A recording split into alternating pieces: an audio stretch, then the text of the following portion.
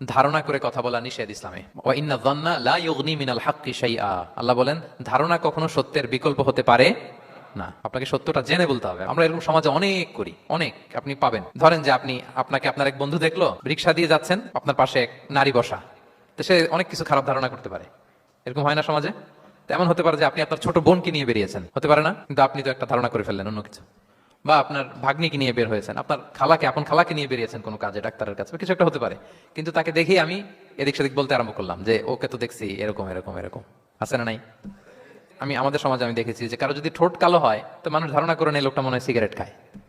কিন্তু সিগারেট সেবন করা ছাড়াও কারো ঠোঁট কালো হতে পারে কি পারে না বলেন? এই যে এগুলো সমাজে প্রচলিত। বিয়ে করার পর ইমিডিয়েট যদি কেউ একটা গাড়ি কিনে বা হুন্ডা কিনে, এটা কি বলে বলেন তো? এই বোধহয় শ্বশুর বাড়ি থেকে যৌতুক নিয়ে আসছে। দেখছেন? এরকম ভুরি ভুরি আপনি সমাজে পাবেন।